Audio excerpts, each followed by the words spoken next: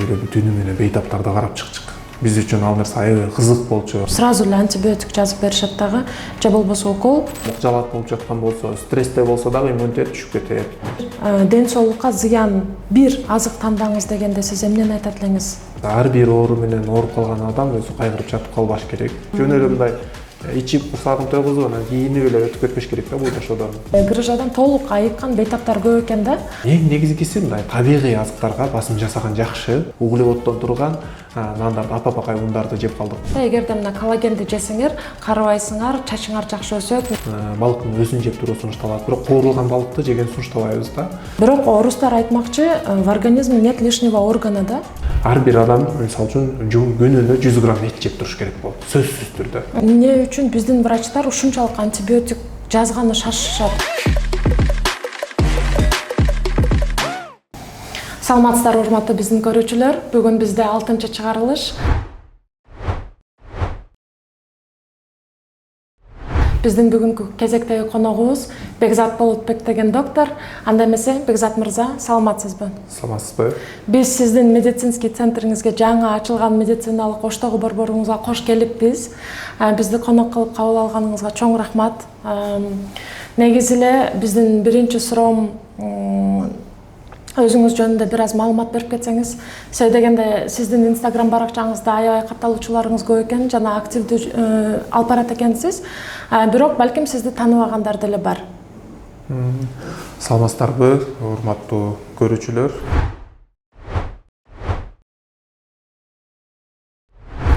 Мен өзүм Кыргыз мамлекеттик медициналык академиясынын бүтүрүүчүсүмүн. Быйыл бүткөнүмө 10 жыл болуп турат. 10 жылдык стажы бар дарыгермин. Жалпы практикадагы дарыгер катары эмгектенип келем. Жана ошондой эле узкий специалист деп айтылат. Мындай бир багытта иштеген тармактардан дагы көп специализация бар. Мисалы үчүн ортопедия, ошол эле диетология, нутрициология, гепатология жана ошондой эле жалпы терапия тууралуу ошол багыттарда эмгектенип келүүдөмүн. Бүгүнкү күндө негизги багытым ушул интегративдик медицина болуп, бейтаптардын оорусун айыктырууда, алардын денесине жалпы түрдө кароо, же болбосо оорунун алдын алуу жана ошондой эле адамдагы оорунун курч убактысы өткөндөн кийин аны реабилитациялоо, калыбына келтирүү багыттарында биз эмгектенип, бул тармакта көптөгөн бейтаптарга жардам берип, айыктырып келүүдөбүз. Жана ошондой эле Instagram жана социалдык тармактарда дагы активдүү иш алып барып, элдин мындай сергек жашоосуна көңүл буруп, ошо элдеги ден соолугуна маани берүүсүн, мындай аларды бышыктандырыш үчүн, ошондой эле алардын мындай жалпы элибиздин саламаттыгын жакшыртыш үчүн мындай өзүбүздүн салымыбызды кошконго аракет кылуудабыз. Негизги багыттарыбыз ушул. Ооба, аябай сонун сиз контент берет экенсиз, маалымат. Себеби дегенде мен деле Instagram баракчаңыздан көп нерсени үйрөндүм да, өзүм эле окуп карап чыгып, ар бир публикацияңызды көрүп чыктым. Анан элди агартуу максатында аябай зор иш алып баратат экенсиз. Демек сиз медик болом деп биринчи эле жана мектепте бүтүп атканда эле билгенсиз, Бул сиздин кыялыңыз болгонбу? Ооба. Мен негизи эле мектепте окуп жүргөндө ушу ата-энем дарыгер болосуң деген нерсени алар дагы көп айтып, шыктандырып шык беришкен. Андан кийин деле ушу мектепте окуп жүргөндө дайыма эле дил баян жазсам дагы, өзүм хирург болом, дарыгер болом деген дил баяндарды жазчым. Ошондой эле кыргыздардан чыккан атактуу дарыгерлер тууралуу дагы окуп билип, ушулордой болгум келчү. Жана ошондой эле өзүмдүн үй бүлөмдө же болсо туугандардын арасында дагы медицина кызматкерлери жок болчу, мындай тай жагында эле бар болбосо. Анан кийин ушул медицина тармагына окууну бүткөлөгөндөн кийин медакадемияга тапшырдым. Ал жакта окуп баштадым. Мен үчүн бул нерсе мындай бир жаңы барак болду, бир жаңы дүйнө болду да. Мындай мурда такыр жолугуп көрбөгөн нерсе, дарыгерлердин иш аракеттери, алардын жашоосу, өзүнчө эле бир жан дүйнөсү башка нерсе экен да. Анан ошого мындай баардык жашоом менен аралашып кирип кеттим. Биринчи курстан баштап эле ооруканаларга барып, ал жакта атайын нөөбөттөргө турчук түнкү өмөтканаларга барып бейтаптарды түнү менен карап, эртеси кайра эле окууга барып, биз үчүн ал нерсе аябай кызык болчу да. Кайсыл больницага барсак, ал жакта ушундай кабыл ала турган болсо эле, мен ушул жакта дежурство кылайынчы деп эле түнү менен бейтаптарды карап чыкчык. Биз үчүн ал нерсе аябай кызык болчу. Андан кийин ал жактан дагы мындай иштей баштадым. Жеке клиникаларда да иштей баштадым. Окуп жүрүп эле түнкүсүн атайын дежурствого келип, кайра эртең менен окууга барып иштеп жүрдүм. Андан кийин медакадемияны бүтүргөндөн кийин ортопедия жана травматология багытында ординатураны бүтүрдүм. Жана ошол жерден негизги мындай көп оорулардын, көбүнчө ушул муун оорулары, өзгөчө ушул өзүбүздүн эле кесиптештердин арасындагы, же болбосо курсташтардын арасында, достордун арасындагы кээ бир адамдардагы мындай айыкпаган оорулар тууралуу мени ойлонткон нерселер аябай көп болгон да. Эмнеге бул оору айыкпай атат? Эмне үчүн бул күчөп баратат? Биз мындай дары-дармектерди берип атабыз, бирок ал нерселерден эффект болбой эле, оорусу күчөп аягында такыр эле өчүп кеткен абалга жетип калгандыгы мени көп ойлонто берчү да. Ушул нерсени канткенде токтотсо болот деп бул багытта көп издендим. Ушул багытта бир башка бир жаңылык угуп кала турган болсом, дароо ошол жерге барып окуп үйрөнө турган болуп калдым. Ошентип ординатурада жүргөндө өзүбүздүн чыгыс медицина боюнча да кафедра бар экен. Ошол кафедраны угуп калып дагы ал жактан дагы барып окуп баштадым, жана аспирантурасына чейин тапшырдым. Аябай ал жактагы профессор агайлардын жанында жүрүп, кошумча дагы үйрөнгөнгө аракет кылдым. Жана ошондон кийин бул жактан Кыргызстанда Бишкекте көбүнчө окуп, жана ал жактагы окуу мындай билим кичине аздык кыла баштаганда чет өлкөдөн дагы окуй баштадым кошумча. Ошонун негизинде кайра эле ушу практикалык түрдө дагы бейтаптарды дарылап, илимди дагы тереңдетип казуунун аркасында бүгүнкү күндө да аракеттенип келүүдөм. Ошол бүгүнкү күндө да бейтаптарга жардам бергенде, алардын айыгып кеткенин көрүп сүйүнөсүң. Же болбосо бир оорунун бир айыктыра турган жолдорун түшүнүп калганда аябай кубанычта болосуң да, мындай сен үчүн бир жаңы дүйнө ачылгандай болот. Анын аркасынан канча тең бейтаптар айыгып жатканда ал сага дем күч берет. Ушунун аркасынан аректене бересиң. Кайсыл бир бейтабың айыкпай, көйгөй жарала турган болсо, аны менен кошо ооруйсуң, кошо мындай маанайың түшөт. Ушинтип эле дарыгерлик жашоону улантып келебиз. Бардык эле докторлор сиздей болгондо кана эле ушул сиз айтып кеткен үстүдөгү жанагы айыкпаган оорулар бар деп атпайсызбы? Чынында азыр медицинада биз айыктыра албайбыз. Мына традициондук протоколдор боюнча бизде эч кандай ыкмалар жок бул ооруну айыктырганы деп айтып калышат да. Сизди ошол нерсе фитотерапияга түрткү болду деп айтсак болобу? Жана сиз чөп дарыларга да кызыгат экенсиз го? Эми бул жакта мындай да, мисалы үчүн ооба протокол деген, протоколдагы жакшы нерсе, мисалы үчүн кээде мисалы үчүн экстренный деп коет, мындай тез арада жардам бере турган учурларда көп дарыгерлер бул протоколдорду билиш керек да. Эмнени кыла калыш керек, биринчи эмне кылыныш керек, экинчи эмне кайсыл дары берилиш керек, жана кандай процедуралар жасалыш керек дегенди так билиш керек. Ал учурда мындай өзүн жоготуп ийбестен дароо жардам бере алышы керек. Экстренный помощь учурунда, же болбосо хирургияда, же болбосо реанимациялык ушундай учурларда дарыгерлер бейтапты сактап калыш үчүн дароо бир кадамдарга барыш керек болот да. Бул учурда протокол өтө зарыл нерсе. Жана ошондой эле протоколдун дагы сырткары дагы кээде ойлоно билиш керек. Эми мисалы үчүн бардык эле бейтап протоколго түшө бербейт да. Кээде өзгөчө кырдаалдар түшүп келет. Бул учурда кандай кылат? Дарыгерлер өзүнчө консилиум кылышат, кеңешип, бир канча дарыгер кеңешип туруп бир чечимдерге келиши мүмкүн. Мисалы үчүн кээде ушундай бейтапта оор учурлар келгенде, аны эч кандай протоколдон да таба албай калган учур болот. Эмне кылыштычы? Бул учурда ошол дарыгердин өзүнүн клиникалык ой жүгүртүүсү, буга чейинки басып өткөн тажрыйбасы, жана ошондой эле бүгүнкү күндө жаңыланып ачылып жаткан ачылыштардын негизинде бир ошол бейтаптарга жардам бергенге аракет кылуу керек да. Ошондой эле сиз айтып атпайсызбы, бүгүнкү күндө сиз фитотерапия деп айтылат да, бул медицинада бул илгертен бери келе жаткан нерсе, медицинанын эң негизи болуп эсептелет. Мисалы үчүн бул бүгүнкү күндөгү химиялык индустриядагы жөндөн жөн пайда болгон эмес да. Бул канча миңдеген жылдар бою адамзат ошол өзүнүн ооруларын айыктырганга аракет кылып келишкен. Канча деген дарыгерлер чыккан. Ошол эле адактуу Ибн Синанды алып карасак, жана Гиппократ эле бардык дарыгерлердин бардыгы тең өзүнүн ошол табияттагы жардам бере ала турган кайсыл бир дары дармектерге, ошол эле тамак аштыкка, жашоо образга маани беришкен да.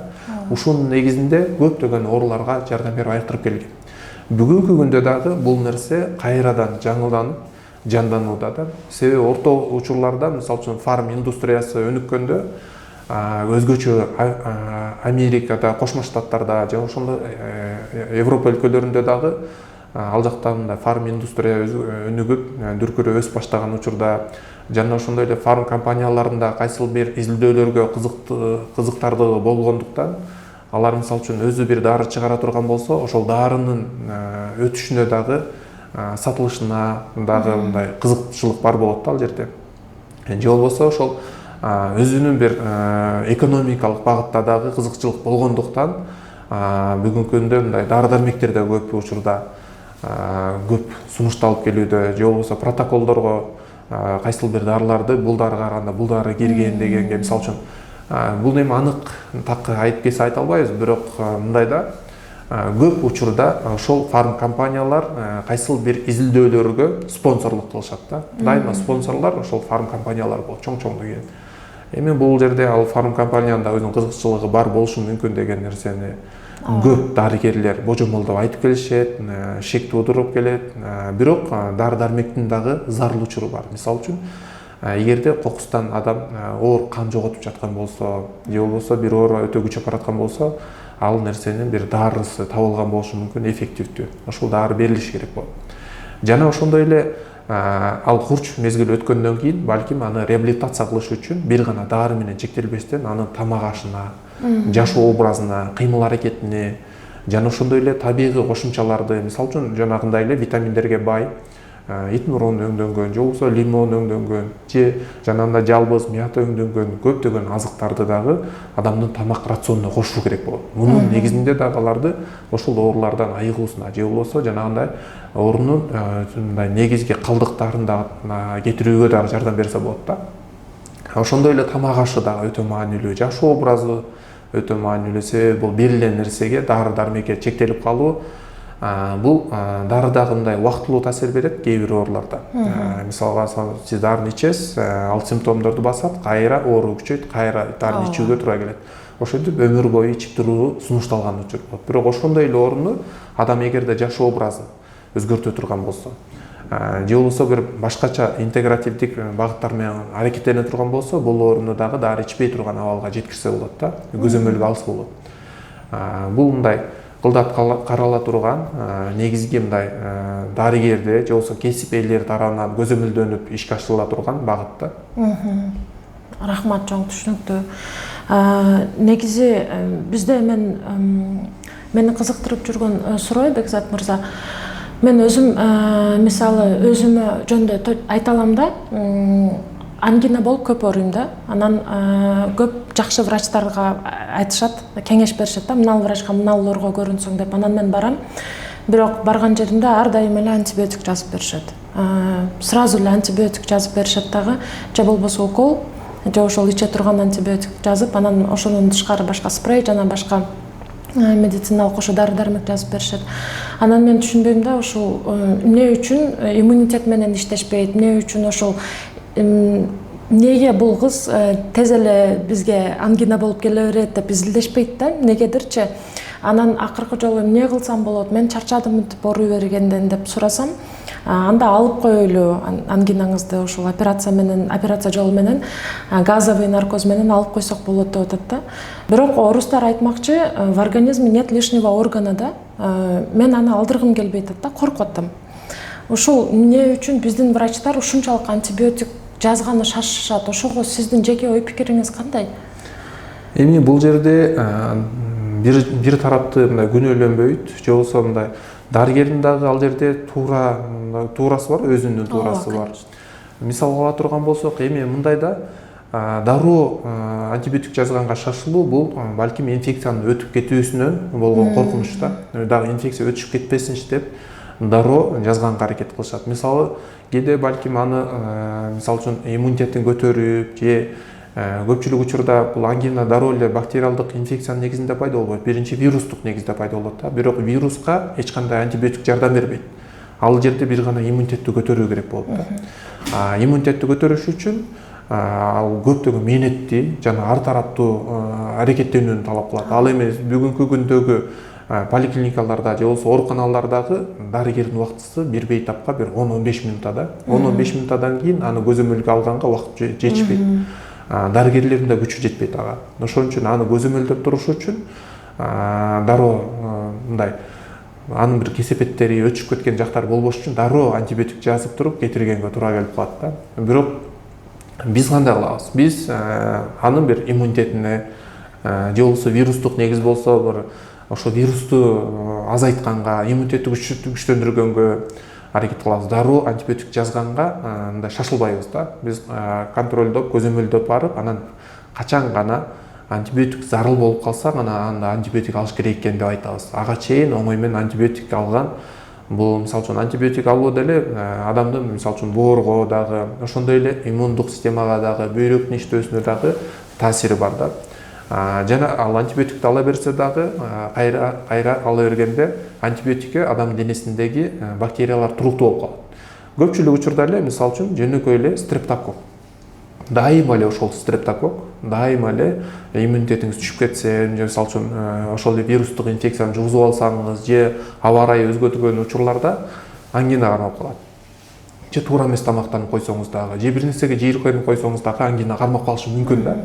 Бирок ошол учурда дароо антибиотик жаза берүү баягы эле стрептококтун ошол антибиотикке болгон туруктуулугун пайда кылат. Бара-бара ал антибиотикти сезбей баштайт. Анан күчтүүсүн, башкасын алмаштырып кете беришет. Кийин бардык эле антибиотикке туруктуулук пайда болуп калат. Эгерде ошол сиздеги стрептокок башка бирөөнө жуга турган болсо, ал дагы ошондой көптөгөн антибиотиктерге туруктуулугу бар болот да. Кайсыл бир деңгээлде бир аз алсыратканы менен ал толук кетирбейт, айыктыра албайт. Жана ошондой эле эгерде иммунитет алсыраган болсо, ал дайыма эле көбөйө берет. Себеби ал айлана чөйрөнүн бардыгы эле стрептококтор да. Бүгүнкү күндө кайсыл жерге барсаң деле бирөө чүчкүрсө деле жугузуп аласың бат элечи. Ошондуктан буга каршы бир гана иммунитет. Ал эми антибиотик болсо, ал убактылуу жардам берет. Убактылуу түрдө мындай бактерияларды кетирип берген менен кайра жуккан учурда, кайра күч алган учурда кайра алууга туура келет. Ал эми иммунитет жакшы боло турган болсо, өзгөчө ошол аймактык иммунитет десек болот да, местный иммунитет деп айтабыз. Ошол тамагыңыздагы иммундук системанын иштөөсү жакшы болсо, анда ал инфекцияны бат эле кетирет. Бул дагы инфекция ал жакта кетпей кечке ооруй бериши дагы сиздин иммунитетиңиздин алсыз экендигин түшүндүрөт да. Ошол жугуп калган бактерияны кетире албай, күрөшө албай, жеңе албай, ал жактагы күрөшүү процесси көпкө узакка созулуп кетет.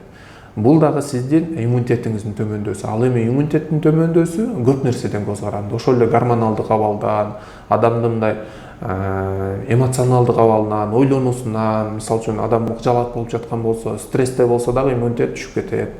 Жана ошондой эле адам тамактануусунан көз каранды, уйкусунан көз каранды, көп нерседен көз каранды да. Ал нерсенин баардыгын дарыгер ошондой иреттеп, түшүндүрүп берип, ошол бейтапка туура багыт көрсөтүш керек. Жана ушул оорусунан айыктырганга же болбосо ушул оорубай жашай турган абалга бейтапты алып келиш керек да. Мына дал ушул багытта интегративдик медицина же болбосо биз алектенип келе жаткан нерсе ушул багыт. Ангинадан деле дароо алдырып салбаш керек, себеби бул биздеги мындай иммундук системанын эң алгачкы дарбазасы, адамдын денесине кирип келаткан инфекцияларды алгач тосуп ала турган жер. Эгерде сиз муну алдыра турган болсоңуз, анда инфекция мындан кийин андан ылдыйраак түшө турган болот да. Ошол эле тамакка, өпкөгө түшүп кете турган болот. Бул жакта бир гана нерсе, ошол сиздин иммунитетиңизди көзөмөлдөш керек. Ошондой эле баардык бейтаптарды да ошондой көзөмөлдөп, ар бир адамга жекче түрдө караш керек да. Мындай жалпы карай бере турган болсо да болбойт. Анан дароо эле антибиотикти дагы эми антибиотикти такыр албаш керек деп бир өңчөйдө айта албайбыз. Ошондой эле антибиотик менен гана жашаш керек деген да туура эмес. Мындай таяктын эки жагы тең туура эмес, аны бир гана ар бир адамга өзгөчө каралыш керек. Мындай ден соолук бир оюнчук нерсе эмес. Мисалы үчүн автоунааларды деле жасатса ал оюнчук эмес да, ар бир адам өзү эле жасап кое ала тургандай нерсе эмес. Адамдын ден соолугу да ушундай нерсе. Бүгүнкү күндө адамдар өздөрү билип антибиотик ичип аптекалардан, дарыканадан ар кандай дарыны алып, түрүн алып кайра иче берген дагы туура эмес. Бул дагы ошол бактерияларда туруктуулукту пайда кылат. Жана ошондой эле ичпей жүрүп алуу дагы туура эмес да. Өзүн билемдик кылып эле ар кайсы нерсени кылып берип жүрө берсе дагы оорусун күчөтүп алышы мүмкүн, көптөгөн айкыс ооруларды пайда кылып алышы мүмкүн. Анын кесепетинен өмүр бою оорукчан болуп калышы мүмкүн. Ошондуктан ден соолукту мындай өзүнүн кесип ээсине же болбосо жалпы түрдө элдин дагы мындай саламаттык тармагында мындай алардын билим деңгээлин, аң сезимин жогорулатыш керек да. Жанагындай биз ошол социалдык тармактарда аларга дагы ар бир нерсени тамак жөнүндө, жакшы образ жөнүндө баардык нерсени айтып атканы бул элементардык, эң негизги базалык негиздеги жөнөкөй нерселердин баардыгын ар бир жаран билиш керек. Ошону мисалы үчүн ата энеси биле турган болсо балдарына үйрөтүп барыш керек. Бала могул тамакты жебей жүрүш керек, моундай жүрүш керек. Коомдук жайларда өзүн кандай алып жүргөндү, тамак ашты кандай жегенди, баардыгын үйрөтпөсө мисалы үчүн бала деле чыгып алып сырттан ар кандай нерсени жей бериши мүмкүн. Ал анын ден соолугуна зыян алып келиши мүмкүн. Кээ бир ата энелер үй бүлөсү менен биргеликте мындай ден соолукка маани бербеши мүмкүн. Мунун натыйжасында көптөгөн оорулар, ошол эле үй бүлөлүк мындай баардыгы тең ооруган учурлар болот да. Бул нерсенин баардыгы тең ушул медициналык сабаттуулукту жогорулатуу менен гана жана ошондой эле дарыгерлерге туура кайрылуунун натыйжасында гана оңоло турган нерсе. Түшүнүктүү. Чоң рахмат. Эми мындай түшүнүп калдым, иммунитет кандай иштешин. Демек мындай жалпылап айтканыбызда мен өзүм психолог болгон үчүн бизди да мындай үйрөтүшкөн да, туура тамактануу, 8 саат ukta, баягы циркаддык ритмдер деп коет го, саат 10-до жатсаң, мисалы 2-ге чейин мелатонин чыгат, гормон.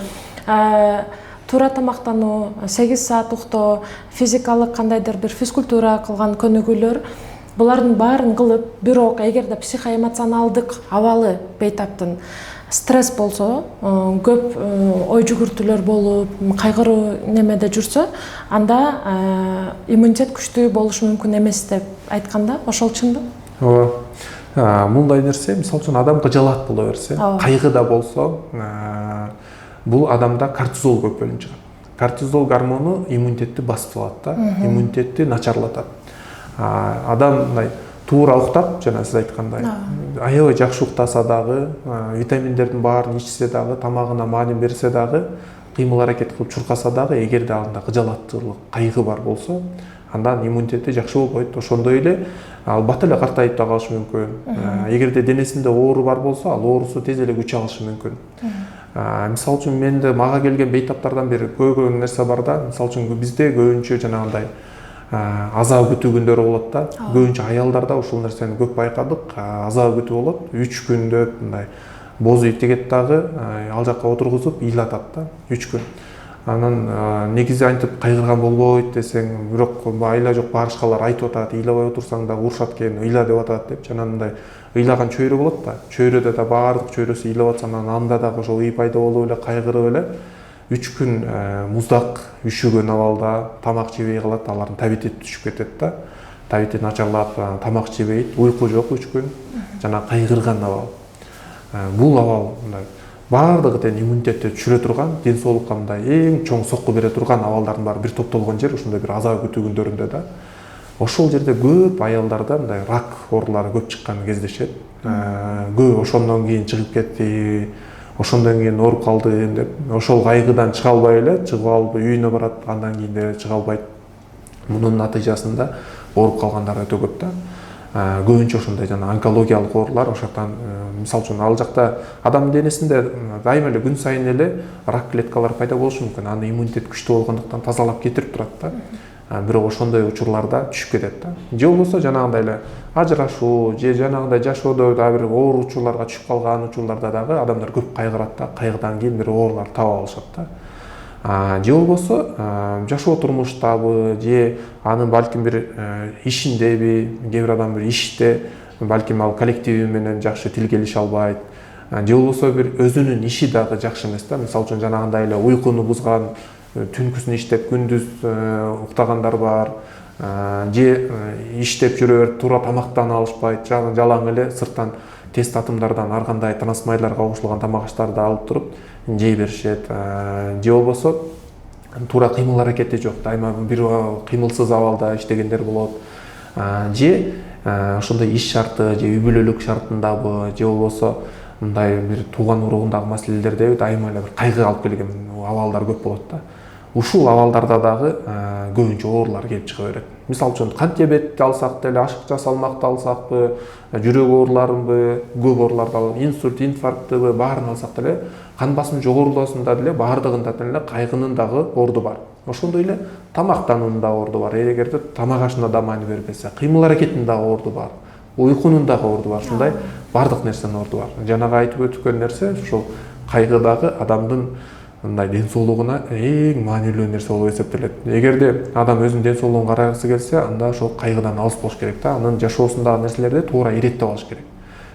Бул нерсе билбейм, бул Европа тараптагы мындай көбүнчө ушу психологдорго кайрылуу менен, психологдор чечип берген чечимдер менен чечип беришет. Но бизде мисалы үчүн көбүнчө эле өзүбүздүн маданиятыбызда деле илгертен бери бар да, баардыгы тең бирөндө көйгөй боло турган болсо, айыл же болбосо тууган урук баардыгы чейин жапырт келип туруп жардам берип, же жанагындай эле бир маектешип коет го, анын бир кайгысын бөлүшүп, анын угуп эмне болуп аткандыгын, анан жардам берип, жол көрсөтүшүп, же болбосо бир келишпестик болсо ортосуна түшүп арачы болуп берипчи, баардык маселени жараштырып чечип берип коюшат да. Бул мындай баардыгы тең биздин маданият ошол өзүбүздүн мындай ыйманыбыздан, динибизден келип чыгып, канча жылдан бери калыптанып калган нерсе бар да. Бул жакта көп нерсенин өзүнүн орду бар да. Мисалга ала турган болсок, бүгүн эми ошол эле жанагындай көп маселелерди балким бул мындай жараткандан келген сыноо деп билсе дагы туура чечим болот. Ал ага кайгырбай калат, ал наоборот туура кабыл ала билет. Ошондой эле ага каршы мындай же болбосо ошол жерден кайгырып өзүн таштап койбостон, бул нерсенин алдынан ары карай кадам таштап, жашоосун дагы туура куруп кеткенге дагы жол ала алат да. Ушунун негизинде мындай ден соолукту да карап жүрсө болот. Негизи адам мындай ыйман менен, дин менен жашай турган болсо, ошол өзүнүн психологиялык көйгөйлөрүнүн баардыгын туура чече билсе, анын ден соолугу дагы бекем болот. Бекзат мырза, дагы негизги эң чоң көйгөйлөр азыр биздин коомчулукта болуп кетип аткан чоң бир көйгөйлөрдүн бири бул ашыкча салмак деп эсептейм да. Мен себеби дегенде азыр өзүмдүн да мына тааныш, досторум, курбуларымдын арасынан карасам, көбү ашыкча салмактан арыла албай жүрөт да. Бирок бизде азыр эми интернет бар, маалымат булактар аябай эле көп да, мурданкыга окшоп китепканага барып күтүп, аны конспект кылыштын кереги жок. Азыр алып деле мындай окуса болот. Бирок ошого карабай, эмне үчүн ушул проблема ушунчалык актуалдуу болуп келип атат, сиздин оюңузча? Салмак, ашыкча салмак, эми бул ашыкча салмак, сиз айтып жаткан ашыкча салмакка каршы мындай интернеттен бир нерсени окуп билүү же болбосо китептерден окуп билүү деп атпайсызбы? Мындай көбүнчө интернеттеги баардык эле жана ашыкча салмакты кетирүү диеталардын баардыгы тең бул универсалдуу деп айтылганы менен баардык адамга дал келбейт да бул. Жана ар бир адамдын эле ар бир адамда пайда болгон ашыкча салмак баардык эле бир негизден пайда болбойт. Мисалы үчүн ашыкча салмактын себептери көп да.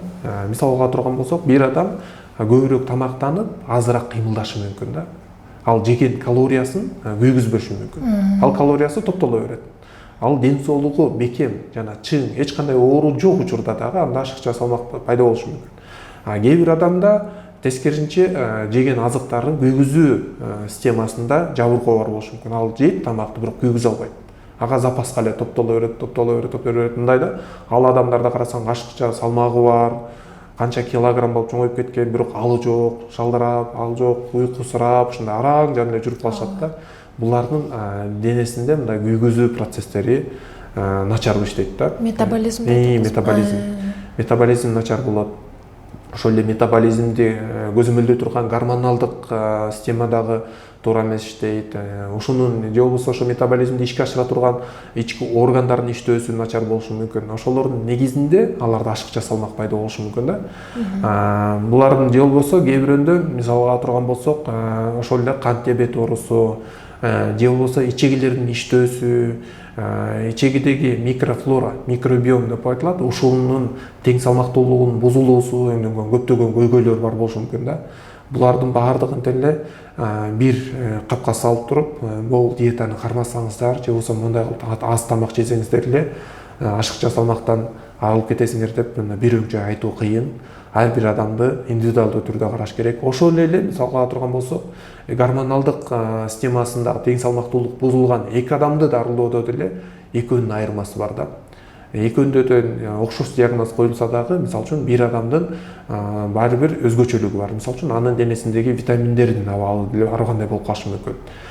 Ошондой эле эркектеги менен аялдардын айырмасы болот, жаш курактын айырмасы болот, жана ошол эле жашоо шарттын айырмасы болот, жана ошол эле тамактануу, көптөгөн нерселер таасир бериши мүмкүн. Мисалга ала турган болсок, ошондой бир диетаны кармаганын арасынан кээ бирөөсүндө эффективдүүлүк болот, көпчүлүгүндө эффект болбойт да, кайра эле же бир аз арктайт, кайра толуп кетет. Тескерисинче салмак кошуп кетиши мүмкүн. Ошондуктан ар бирөөнүкү индивидуалдуу түрдө каралыш керек. Ал атайын текшерүүлөрдөн өтүлүп, кесип ээлеринин көзөмөлүндө же ошолордун дарылоо ыкмаларынын негизинде гана эгерде салмактан арыла турган болсо, ал салмагын көзөмөлдөй алат, же болбосо ошол эле ашыкча салмактан арылып калышы мүмкүн. Түшүнүктүү. Бул сиз айтып атпайсызбы, жанагы биз азыр ашыкча салмакта ар бир адамда индивидуалдуу депчи, бирок мындай айтканда бир жалпылап бир суроо бергим келип атат. Эгерде сизде мындай бир тандоо болгондо да, врач катары эң бир ден соолукка зыян бир азык тандаңыз дегенде сиз эмнени айтат элеңиз? Негизи эми жашоодо азыркы күндө зыян азыктар аябай көбөйдү.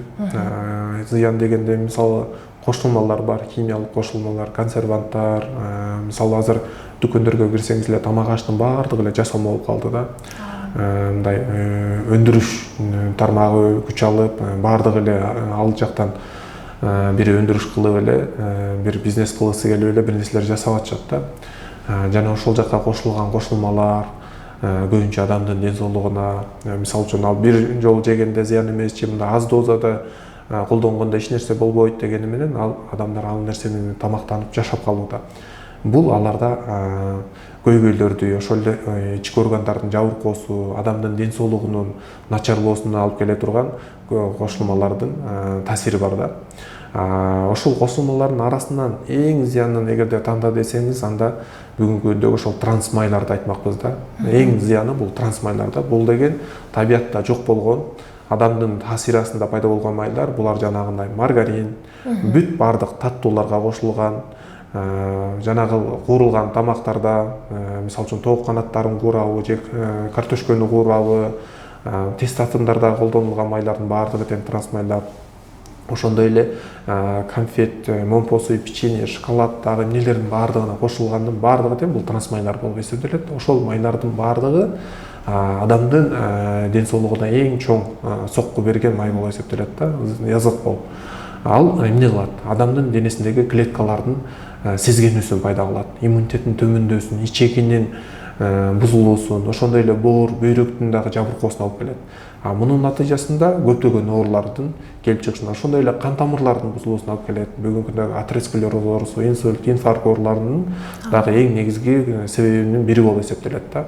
Бул кошумча дагы факторлор, себептер бар, бирок негизги көйгөйү болуп ушул трансмай эсептелет. Ал эми ушул трансмайдан кутулуш үчүн эмне кылыш керек? Жөн гана табигый азыктарды колдонсо болот. Мисалга ала турган болсок, трансмайдын ордуна балким сары майды колдонсо болот, же болбосо жанагындай куйрук май, ошо жаныбарлардан алынган майларды колдонсо болот. Балким бир ысыкка чыдай ала турган май болуп, жанагы рафинатталган балким оливка масласы же зайтун майы деп, же авокадон майы, ушул өңдөгөн майларды колдонсо болот да. Ал эми трансмайлар жана өсүмдүк майлары өзгөчө экстрагирование деген бар. Ошол өсүмдүк майларын рафинатталгандардын баары эле трансмай болуп эсептелет. Ушулардын баардыгын колдонгондон алыс болуш керек. Аларды ысыткан учурда жанагы абалга келет дагы адамдын ден соолугуна зыян алып келе баштайт. Бүгүн баардыгын карасак, ар бир үйдө азыркы күндө өсүмдүк майына тамак кууруп жешет да. Ошондой эле үйдөн дагы бир жолу куурушу мүмкүн. Ал эми аны кафе ресторандарда тест татымдарда аны бир нече жолу урушат. Такыр өңү капкара болуп күйүп калгандан кийин дагы кайра фильтрден өткөрүп чыпкалап коюп кайра эле колдоно беришет да. Аны да аягында төгүп салбай дагы бир нерсенин ичине кошуп тамак кылып берип салышат да. Ушундай учурлар көп. Эми биз көп эле кафе ресторандардын ичинде ушул нерсе сакталбай келерин билебиз. Анан эми муну баардыгы эле мисалы үчүн бизде мындай да кыргыздарда баардыгы эле тааныш болуп эле бул таанышың тиги кафеде иштеп эле билинип кала берет да, бизде ушунча тамак жасалат деп элечи. Анан тамак жегиң келбей калат да эч жерденчи. Жесең дагы же ал жака барганда булга бышкандарын, анан кайнатып бышырылган тамактарды тандап каласың. Же болбосо ошол булга бышкан кайнатып бышырылган тамактарын дагы 1-2 күн мурун даярдап койгон учурларында анда кайсынысы азыр жасалат деп сурап калган учурлар көп да. Негизгиси ушул трансмайлар. Түшүнүктүү. Чоң рахмат. Сиз өзүңүз кафеге барып калган учурда кайсы тамакты көбүрөөк тандайсыз? Мен болушунча аракет кылам ошол бүгүн жаңы жасалган тамак кайсыл деп. Мисалы үчүн самсы көбүнчө тандыр самсысын алганга аракет кылам. Мисалы тандыр самсысын эми эч жака куурбайт да. Сыртында нан бар, эми ал анча эмес, көп нанга басым жасабаса деле аз-аздан жесе болот нандычы. Ошондой эле манты, же шорпо, булга бышкан кайнатылган мисалы үчүн эттер бар го, шорпо, же болбосо жанагындай бөдөнө шорполор, ушул өңдөгөн азыктарды көбүнчө тандайм. Бул азыктарды деле жегенде баардык жерде карасаң, үйдөн тамак жасап жесең, үйдөгүгө эч нерсе жетпейт да. Үйдөгүнүн даамы башка. Мисалы үчүн кафе ресторандарда манты жеп жесең, 1-2 жол жегенден кийин уже жегиң келбей калат. Организм өзү эле мындай бул мага кереги жок деп айта баштайт да ичиңенчи. Анан үйдөгү тамактычы канча жей бересиң? Мисалы үчүн үйдөн адам манты жасап жей турган болсо, балким бир адам, бир эркек отуруп туруп 1-2 табагын деле жеп алат да. Кафе ресторандан 1-5ти, 6-ны жейт да, анан жей албай калат. Себеби ал жактын уже кошулмалары көбүрөөк, ар кандай нерсе бар ичинде, майлары дагы. Аны айта албайбыз, бирок үйдөгүгө жетпейт экени анык да. Үйдөгү мындай өзүңдүн көңүл дитиң менен жасалган табигый азыктардан жасалат көбүнчө. Үйдөгү эч нерсе жетпейт. Таза. Негизде эле мен дарыгер катары ар бир жаранга макул жумасына бир жолу ошо кафе ресторандан чыгып эс алып, балким үй бүлө менен чыгып, бала чаканы алып барып, же достор менен отуруп көңүл ачып жеп келсе мүмкүн. Бирок сөзсүз түрдө жумасына 5 жолу же 6 жолу үйдөн тамактаныш керек да. Бул мындай нормада мындай средний орточо алганда ушундай болуш керек. Дайыма эле кафе ресторандарда тамак жей бергенде анда ойлонуш керек. Анда же болбосо мындай тандап жеш керек болот. Анда болушунча сураш керек болот. Алар кантип ысытып атат, эмне кылып атат, качан бышкан, майы кандай. Көпчүлүк жерде мисалы куурулган тамактарды алып жеп көрсөңүз, майлары да уже бир нече жолу колдонгондой башкача бир май болуп калат да. Ушул нерселерге маани берүүгө, көңүл бурууга айтып кетмекчимин. Негизгилер ушулар. Эң сонун кеңештер болду. Чоң рахмат.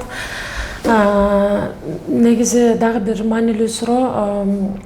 Бул жана тери ооруларына байланыштуу мен суроо берейин дегем сизге. Азыр дерматологторго аябай көп кайрылуулар болуп атат да. Мен өзүм да байкап атам. Балдар жаңы төрөлгөндө эле мына дерматиттер менен төрөлүп атат да. Атопикалык дерматит деп коебу медицина тилинде. Дерматит, псориаз, анан медицинский тил менен айтканда витилиго, алапес оорусу. Ушулар адамдарда өтө көп байкалып калды да. Азыр көбөйүп кетти ошондой оорулар. Анан буну больницага барсаң аутоиммундук оору дейт экен дагы, бирок аны эмне кылыш керек, кантип ошол аутоиммундук ооруну жеңиш керек айта албайт экен да. Медицинада азыр бизде мындай ыкмалар жок. Кандайдыр бир чөп дарылар менен дарыланып көргүлө деген да сунуштарды өздөрү да берип калды да врачтарчы. Сиз акыркы мындай жаңылыктар барбы ошол медицина тармагында? Бул эми аутоиммундук оорулардын баардыгы элечи, бул иммунитет жөндөн жөн туруп эле туура эмес иштеп баштабайт да. Иммунитеттин иштөөсү дагы мисалы үчүн мындай иммунитет мындай өзү эле туура эмес иштеп иштен чыгып кете турган эле нерсе эмес. Анын мындай үстүртөн караганда ооба иммунитет туура эмес иштегендей көрүнөт. Бирок карап тереңирээк карап келсең иммунитет наоборот тескерисинче алсыраган болот. Же болбосо адамдын денесинде мындай токсиндер, зыяндуу нерселер, башка мындай иммунитет күрөшүп атканда мындай сырттагы экзогендик бир инфекциялар же болбосо патогендик нерселер менен күрөшөт да. Булар каяктан келиши мүмкүн? Мисалы адамдын денесине адам эгер туура эмес тамактанып турган болсо, зыяндуу тамак ашты жей бергенде көбүнчө ичеги жабыркашы мүмкүн да. Биздин денебизге, адам денесине мындай сырттагы нерселердин баардыгы же мурун аркылуу, же тери аркылуу, же ичеги аркылуу гана кирет да. Тери аркылуу деле көп нерсе кирбейт, мурун аркылуу деле көп нерсе кирбейт. Көп нерсени биз жейбиз тамак аркылуу. Бирок ошол тамакташтын арасындагы нерсенин баардыгын канга өтүп, биздин денебизге, клеткаларга барбаш керек. Ал тамактын арасындагы зыяндуу болгон нерселердин баардыгын ичеги тосуп салыш керек. Биринчиден ашказан ал жактагысын жоготуп, эзип кислотун ашказан туз кислотасы менен эзгенден кийин 12 ичеги өткөндө ал жактан ал зыян нерсенин баары эле сиңип кете бербестен ичегинин клеткаларынын эки функциясы бар да. Бирөөсү коргоочу функция бар. Керексиз нерселерди тосуп, аларды сиңирбейт, канга өткөрбөйт. Экинчиси соруучу, мындай сиңирүүчү функциясы бар. Ал керектүү заттарды сиңире алыш керек. Көбүнчө адам туура эмес тамактанганда, жанагындай эле азыр жеген тамактын баары эле ар кандай химикат болуп калбадыбы? Ошол химикаттардын баардыгы ичегиге киргенде алар ичегини эң биринчи эле ичегини жабыркатат да. Ичегинин бетиндеги клеткалардын баардыгын жабырката берет. Ошол эле мисалы үчүн дайыма эле териге деле, адам терисине деле бир химикатты кечке сүртө бере турган болсо, ал жакта реакция пайда болот. Ошол сыяктуу ичегиде да ушундай болот. Ушундай реакция пайда болот дагы, ичегинин клеткалары жабыркай баштайт.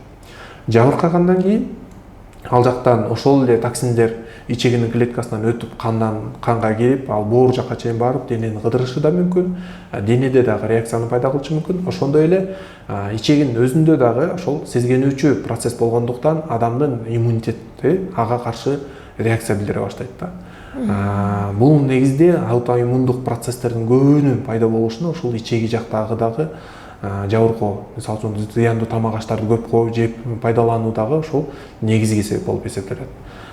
Жана ошондой эле ичегинин бетиндеги нормалдык абалды сакташ үчүн ал жактагы микробиом же микрофлоранын абалы дагы таасир берет. Мисалы адам ошол адамдын ичегисинин бетинде жашай турган бактериялар, пайдалуу табигый бактериялардын азыктарын жебей калат да.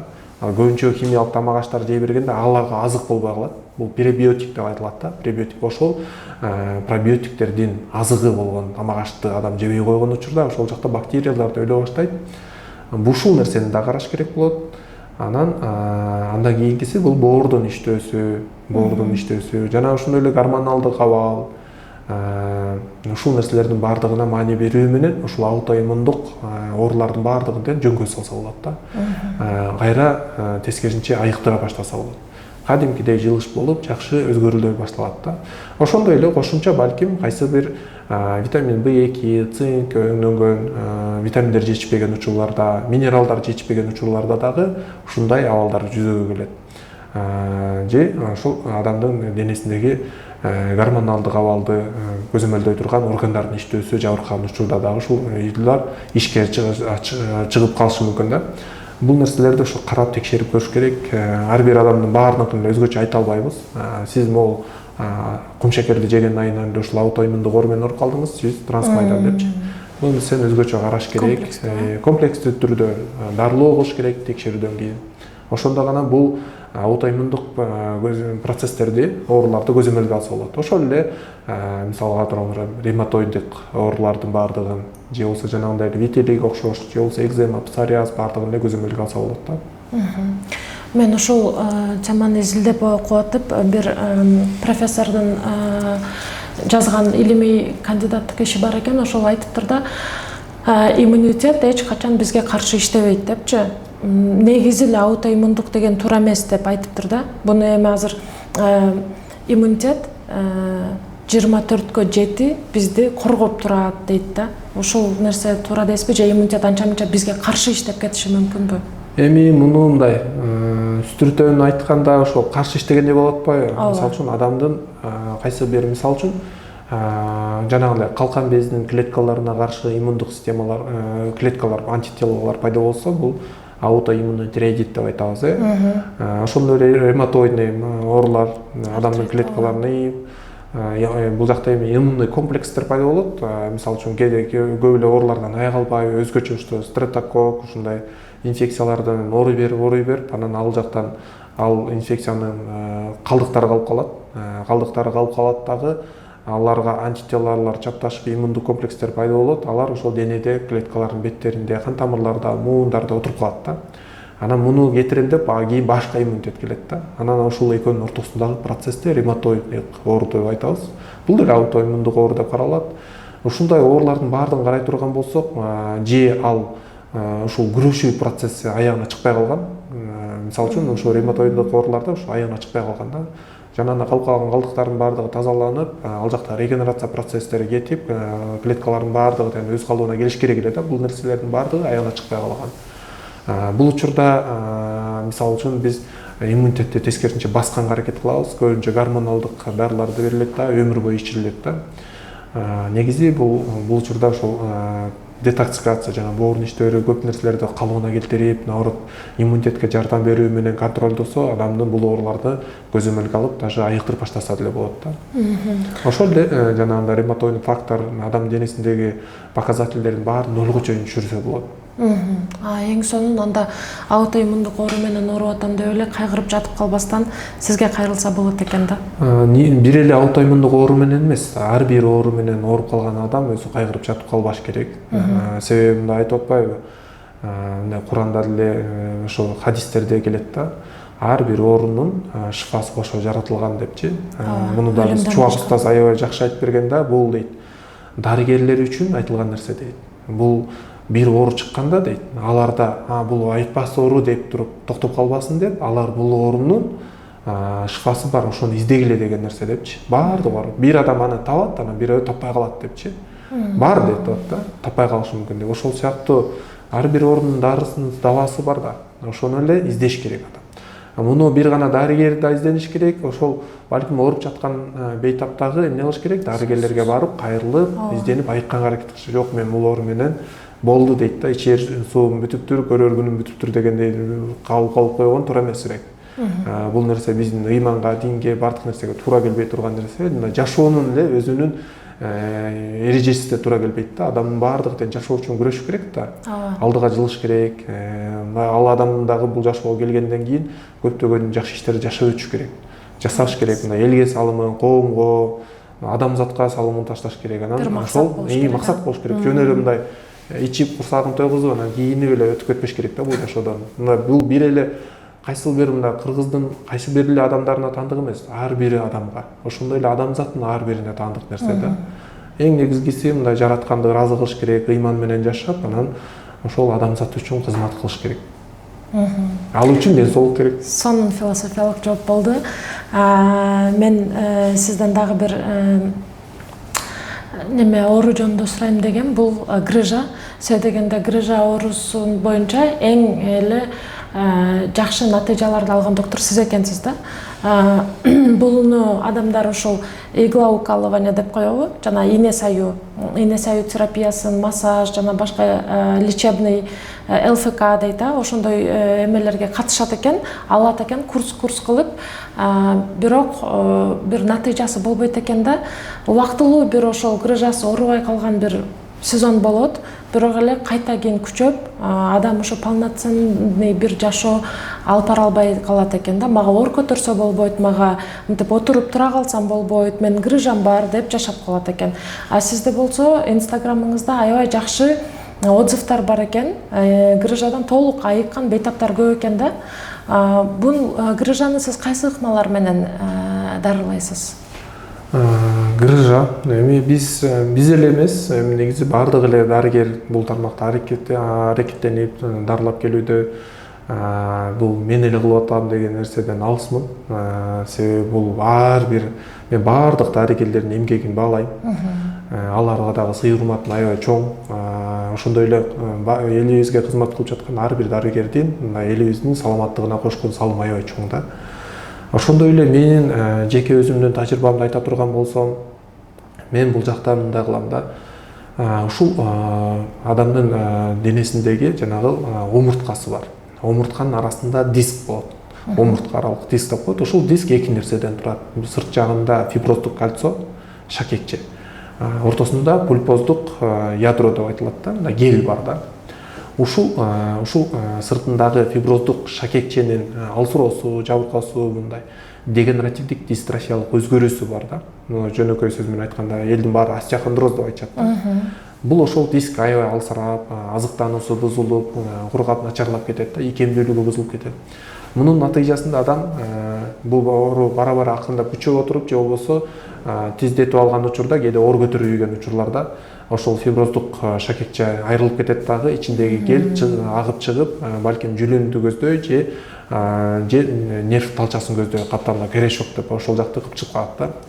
Бул учурда ошол грыжа, бул белинде оору пайда болот, же мойнунда, көбүнчө ошол моюн белде көп кезигет.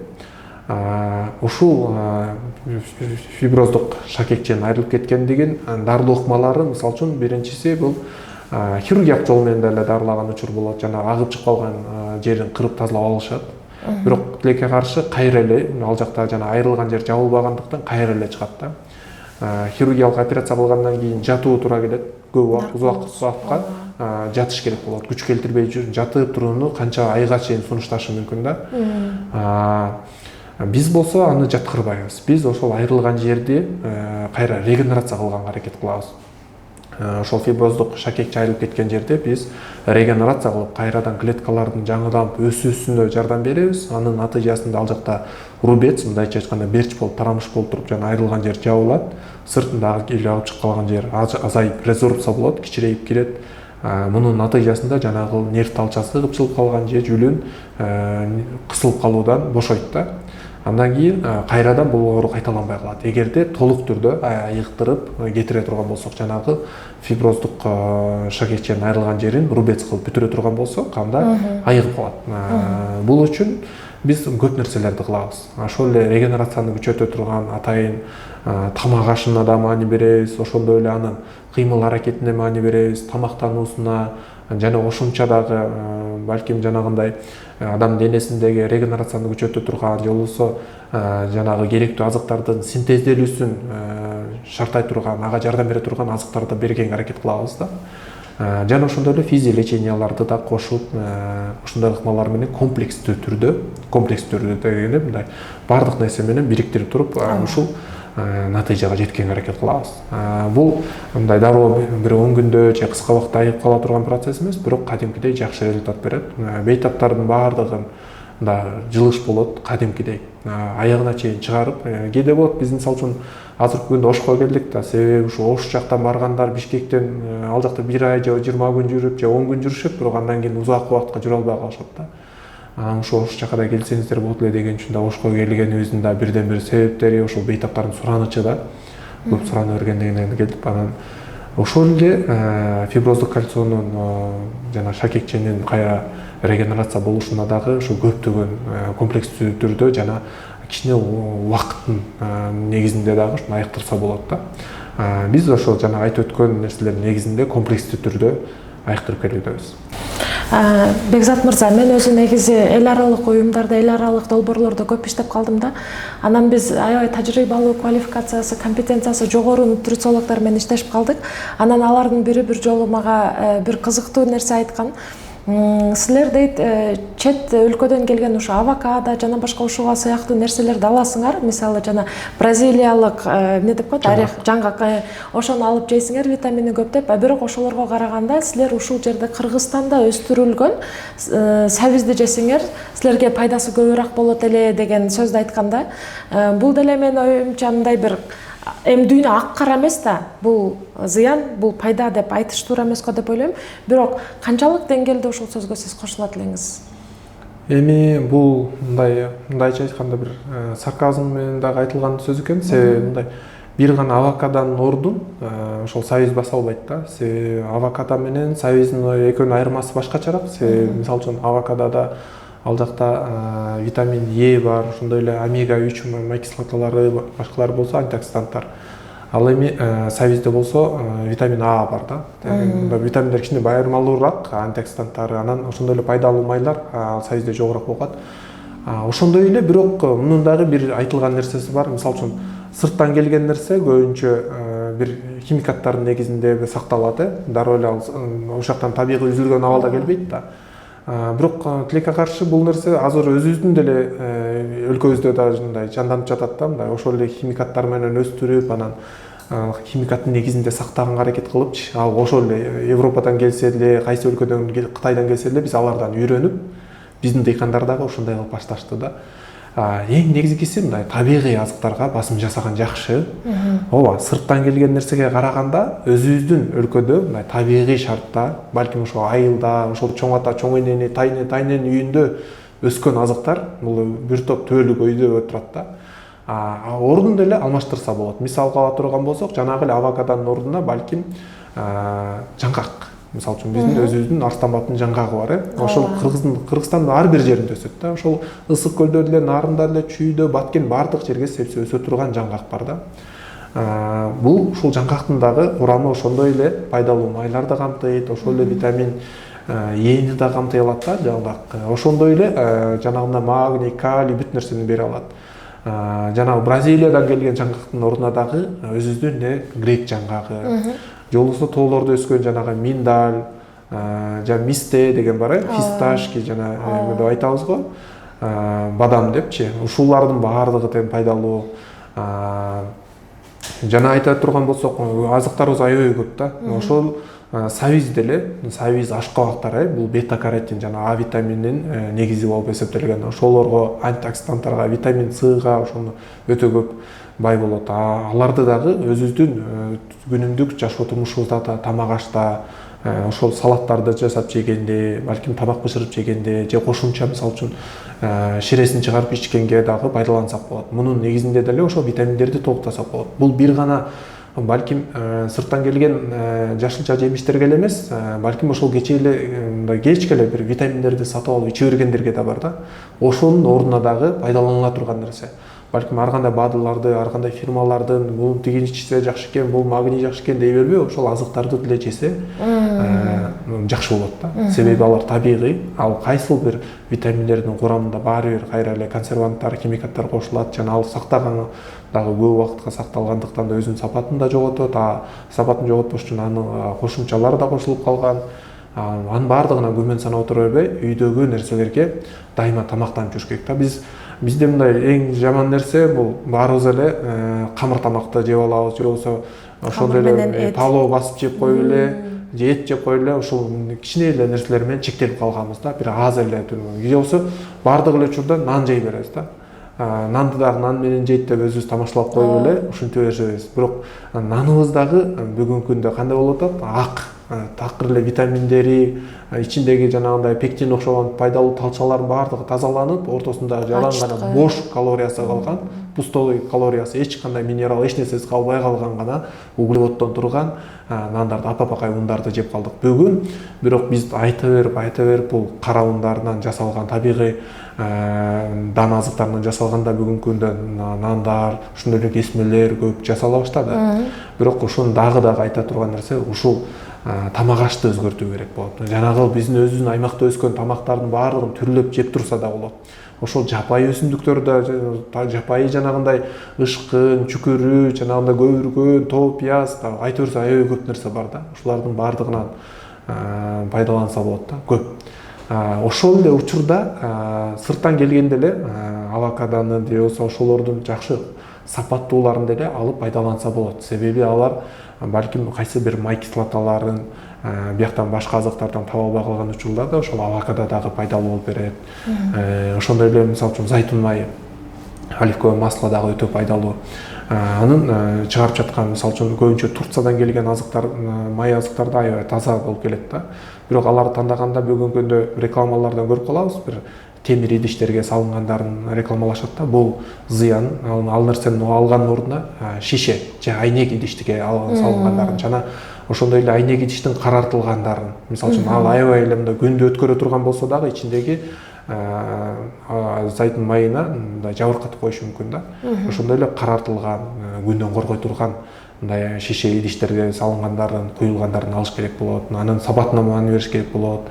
Негизи адам ушул тармакта уже аракеттенип баштаса, уже сапатын деле байкай баштайт, өздөрү издене баштайт. Буга караганда бул сапат турбай, сапаты мынтип текшерчи болуп турбайбы? Бул тармакта биз көп эле айтып келип атабыз, ошолорду да уже көрө башташы мүмкүн да. Негизи ошо тамак ашка маани бериш керек. Сырттан келгендер деле жесе болот, бирок баарын эле сырттан келген баары пайда экен деп эле бир гана ошонун аркасынан кубалап кеткен да болбойт.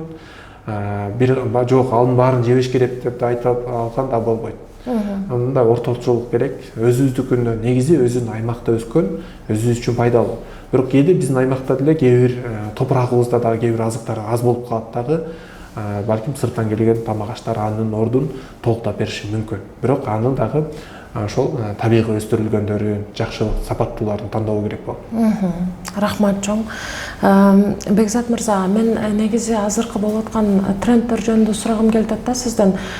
Байкашым боюнча жылда бир суперфуд чыгат да. Биринчи хлорелланы ичсеңер, мисалы да, 2-3 жыл мурун аябай эле бир хлорелланы ичсеңер, же болбосо спирулинаны ичсеңер, бүт ооруларга панацея болот, сакаясыңар, дарыланасыңар, ички органдарды тазалайт, токсиндерди чыгарат деп мактап чыгышат.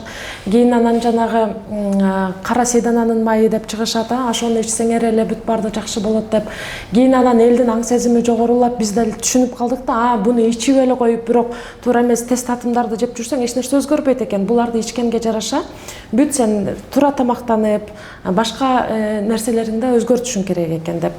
Эми азыркы болуп келип аткан тренд бул коллаген болуп атат да. Мен өзүм деле көрүп атам, аябай көп блогерлер, анан башка адамдар, чоң мындай бир популярдуу адамдар коллагенди реклама кылып айтышып атат да, эгерде мына коллагенди жесеңер, карыбайсыңар, чачыңар жакшы өсөт, мына тырмагыңар жакшы өсөт, бүт витаминдер бар депчи. Бирок ошол эле учурда өзүм үчүн изилдеп көрдүм. Башка бир врачтар айтып атат, коллаген сырттан жегенде организм аны кабыл албайт адамдын дейт да. Бул ичтен организм өзү чыгарып туруш керек. Аны чыгарып туруш керек үчүн биз жана кайнатма шорпо, холодец деп коебу, ошондойлорду жесе, андан кийин пайдасы көбүрөөк болот. Бунун бардыгы маркетинг, бунун бардыгы бизнес деп жатат да. Ошол кайсынысы чын? Ошол экинчиси чын. Эмнеге дегенде мындай да. Мисалы үчүн бул коллагенчи, балким балыктыкы, анан тиги уйдуку, дагы эмнеки десе делечи, бар тең адам бул коллаген ал деген алардын балык үчүн, балык өзү синтездеп чыккан балыктын генетикасынын негизинде коллаген да. Даже биз башка бир адамдыкын деле жеп алсак болбойт да. Адамдыкы түшпөйт да. Себеби адам аны ар бирөөсү өзүнүн денесинин ичинде синтездейт.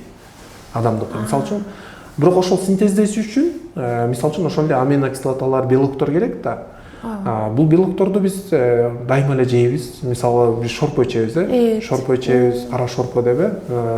Ошондой эле жанагындай холодец деген бул килкилдек деп жанагы уютуп коюп, терисинен, тарамыштарынан, илгертен бери эле тиги ошо тарамыштарды аябай кайнатып берип, баатырларга дагы ушундай нерселер аябай биздин бул нерсе көптөн бери бар нерсе да. Бирок ошо бүгүнкү күндө ар бир нерсени маркетинг болуп, анан сыртта бир, мисалы үчүн Европада бир нерсе кылып, маркетинг кылып акча таап атышса, анан бул жакка алып келе калып, ушул нерсени дагы кыла калгандар аябай көп да. Алга деле эл деле көнүп калган да, мисалы үчүн дүбөй эле нерсени баш жагында кыла калалы, биз дагы акча таап калалы дегендер да болот. Бул негизи эле маркетинг, аябай катуу рекламаланган, адамдын өзүнүн денесинде адамдын синтездеген системасы жакшы иштеш керек да. Эгерде ал начар иштей турган болсо, аны канчалык ичсеңиз деле ошончо коллаген даже ал ээрип деле сиңбей деле калышы мүмкүн. Балким адамдын денесинде сиңирүү органдары начар иштеши мүмкүн. Ал учурда ошол жеген тамак эле кайра сыртка чыга берет ошондой эле. Ошондой коллагендердин баары, акчанын баары эле сыртка унитазга кетип калышы мүмкүн да. Ажатканага кетип калышы мүмкүн. Эгерде сиңе турган болсо, ал ошо коллаген боюнча эле кайра клеткага келип калбайт. Балким ал бетиндеги бырышты кетириш үчүн ал бетине чейин келип калбайт. Ал деген аны организм аны альбом чачыратат. Майдалап эзип таштайт, аны коллаген кылбайт. Аминокислотага чейин чачырата салат да. Аны кайра өзү курайт. Бирок ошол кураш үчүн ал мындай сырьё болуп бериши мүмкүн. Бирок ал сырьёну бир гана ошентип сатып алыштын кереги жок. Аны жөнөкөйлөп балык жеп койсо деле жетиштүү болот. Же болбосо, мисалы үчүн койдун этинен, же болбосо тооктун этинен, же жанагындай индюк, же дагы башка коён, бул дагы небе жесе болот. Ошол эле жумуртканы деле жесе болот. Бул нерсенин баардыгы өзүнүн эле тамак ашта бар. Бирок ушул тамак ашты кичине түрлөп жеш керек да. Мисалы үчүн кээ бирөөсү бар, жалаң эле уйдун этин жеп жашашы мүмкүн.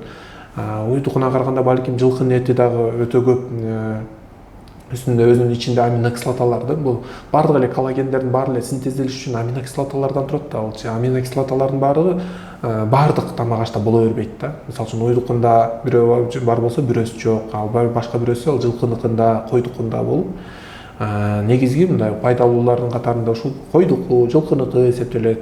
Ошондой эле балыктын өзүн жеп туруу сунушталат. Бирок куурулган балыкты жеген сунуштабайбыз да. Себеби куурса ал зыян болуп калышы мүмкүн. Тескерисинче адам денесине зыян алып келе башташы мүмкүн. Ошондой эле балким койдукунда эле жанагындай шашлык, шишкебектердин баарын жеген сунушталбайт да. Кайнатма түрүндө жесе аябай жакшы болуп эсептелет. Кайнатканда дагычы бул коллагендер, аминокислоталар аябай майдаланыш үчүн жанагындай сөк шорпо, жана суп, костный бульон деп айтылат го. Ушулар өтө пайдалуу. Мисалы ала турган болсок, сөйүк шорпону пайдалуу кылып ичиш үчүн муну бир 8 саат, 12 саатка чейин кайнатуу керек болот. Ошондо анан жанагы нерсенин баардыгын алса болот да, бүт аминокислоталардын баардыгын алып, алар денеге керектүү нерсенин баардыгын толуктаса болот. Бирок бир эле уйдукун нечке кайнатып бербестен, ошол жылкыныкын, койдукун кылып, ошондой эле балык бышырып жеп туруш керек болот. Жана муну ичип жатканда да кайра эле абайлаш керек болот. Эми бизде бул нерсе баардыгы эле дени сак адамдар баштабайт да. Ошол эле кан тамырларынын ичин бара атеросклероз болуп калган, кыргыздарда көбүнчө тамакты илгертен бери туура эмес жей берип, анан кан басымдары жогорулама болуп калган, анан бүгүн шорпону көбүрөөк ичип алса, эртеси күнү кан басымы жогорулап да кетиши мүмкүн. Ушул нерселерди абайлаш керек болот. Аны балким дарыгердин көзөмөлүндө, дарыгердин мындай рецепт түзүп берүүсүнөн караса жакшы болот да.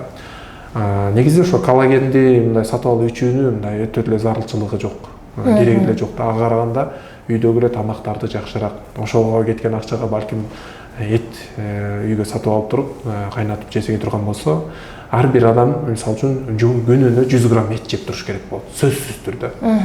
Азыр балким мындан кийин эмдиги жылы тиги эт жебеш керек деген дагы тренд болуп кетиши мүмкүн да, ошону алдын алып айтып коелу да. Себеби эт жебеш керек деген дагы чет өлкөдө кээ бир адамдар вегетарианецтер болот да, булар вегандар болот. Булардын ден соолугу аябай начар болот, алар өмүр бою дары ичип жашашат. Себеби алар жанагы жаныбарлардын этинен ала турган азыктарды денесине кирбей калат да, алар аны дары түрүндө алып ичип жашайт. Жана ден соолугун алар дайыма дарыгердин көзөмөлүндө жана мындай аярлуу катмарга түшүп калышат да. Кайсы бир учур дайыма ооруп калышы кооптуулугунда жашайт да алардын көпчүлүгү. Бирок ошондой эле этти деле ашыкча жеген деле болбойт. Бирок бүткүл дүйнөлүк саламаттык сактоо уюму тарабынан же изилдөөлөрдүн негизине тайындырылган болсок, ар бир адам жумасына бир 500 грамм эт жеш керек, күнүнө 100 граммдан. Бирок баардык күн сайын эле жей бербестен, балким бир күнү тыгынуу кылып туруш керек, балким бир күнү башкараак жеңилирээк тамак жеп койгон дагы пайдалуу. Балким ошол күнү жакшысы орозо кармап койсо дагы андан жакшы болот да. Себеби интервалдык ачкачылык деп коет. Мындай бул япондордун же болбосо көптөгөн изилдөөлөрдүн негизинде тастыкталган, бул жөн эле тренд эмес. Бул ачка болуп туруу дагы адамдын денесиндеги аутофагоцитозду жакшыртат, ошондой эле эскирип калган клеткаларды жоготуп, адамдагы регенерация процессин, ошондой эле клеткалардын калыбына келүү, органдардын оорулардан айыгуу процесстерине жардам бере турган таасир бар экендиги бул көптөгөн изилдөөлөрдүн негизинде, тажрыйбанын негизинде тастыкталган да. Бул жөн гана тренд эмес. Ошон үчүн балким мен айта кетмекмин, ошо орозо кармап тургула, 5 күн эт жегиле, бир күн 2 күн орозо кармагыла. 8 саат жесе болот, 16 саат жебей, анан ошол 8 саат өзүнө мисалы түшкү саат 12ден баштап кечки саат 8ге чейин каалаганыңды жейсиң, а калган убакта жебейсиң, ичсең только суу, же болбосо шекерсиз чай, кофе ичсе болот да. Бул жакта эми кофени кечке ичкен болбойт, эртең менен ичсе болот, бирок аз ичиш керек. Көбүрөөк ичсе, наоборот, организмди чарчатып салышы мүмкүн. Себеби жана медиаторлордун баарын коротуп салат да. Шекерсиз дегенде шекерди ичпей койгон эле жакшы. Мындай шекер негизи табигый азыктардын курамында бар да. Жанагы эле сабизди алсаңыз деле, клубниканы алсаңыз деле баарында бар да. Бирок рафинатталган шекер, жанагындай бөлүнүп, өзүнүн клетчаткаларынан, витаминден ажыратып туруп, мындай кум шекердин өзүн чыгарып койгон, бул жакшы эмес да. Жакшысы анын ордуна балким кургатылган кактарды, өрүктүн кагын, кара өрүктүн кагын, балким инжирдин кагын, жана башка финикелерди, курмаларды, ушундай нерселерди жесе болот. Алманын кагын, алмуруттун кагын, көп нерсе бар да. Бирок кумшекерди жегенди сунуштай албайбыз да. Балким эми кээ бирөөсү жесе азыраак жегенге аракет кылсын. Негизи кечкисин тамактарды азыраак жеш керек болот. Эртең мененки түшкү тамакка маани бериш керек.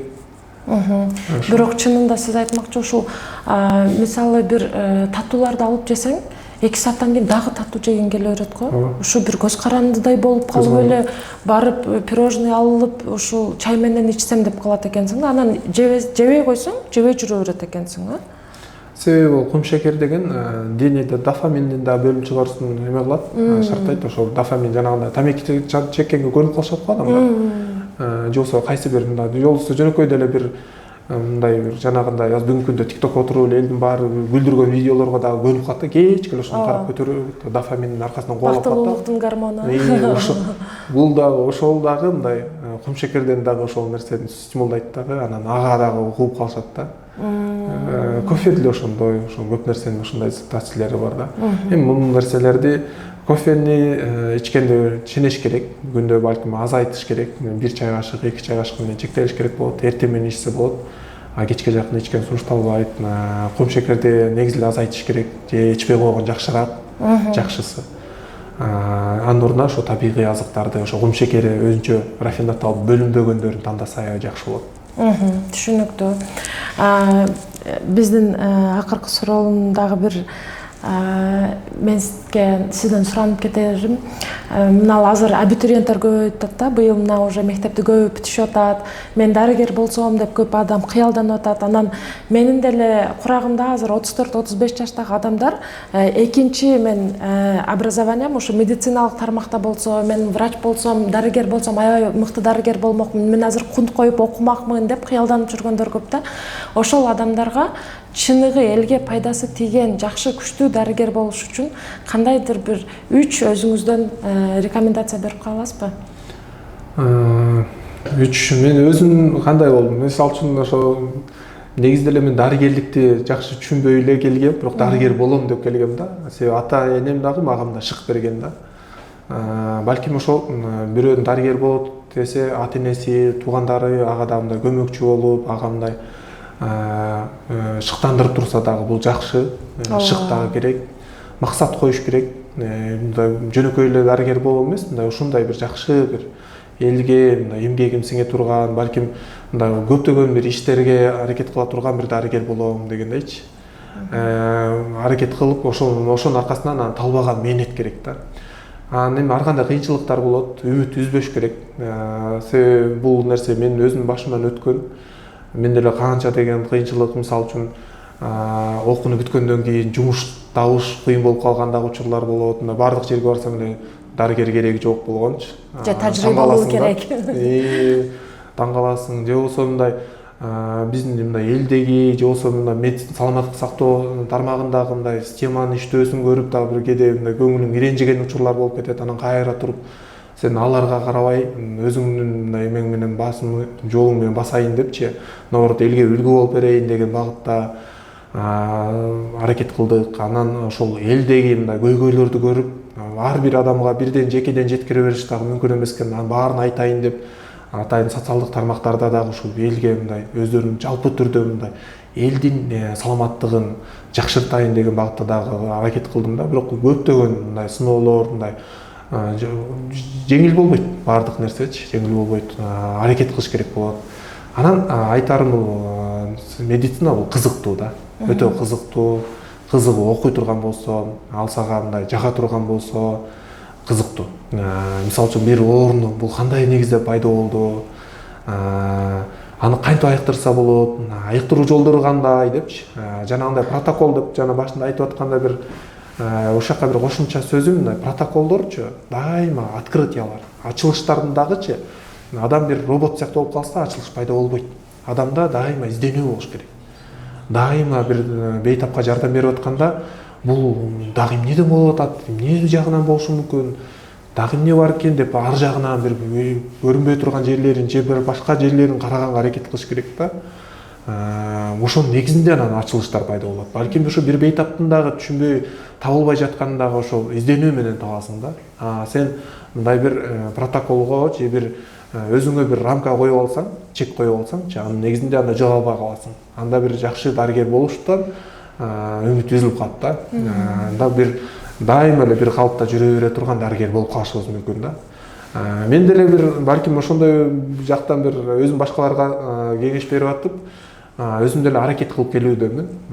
Баарыңыздарга ошол ар бир жаранга же болбосо ушул медицина тармагына келем деген ар бир жаштарга айтарым ушул: ар бириңиздер мындай талбай мээнет кылыңыздар, дайыма изденүүнүн үстүндө болуңуздар, жана чоң улуу максаттарды коюп ошого жеткенге аракет кылыңыздар демекчимин. Чоң рахмат, Бекзат мырза.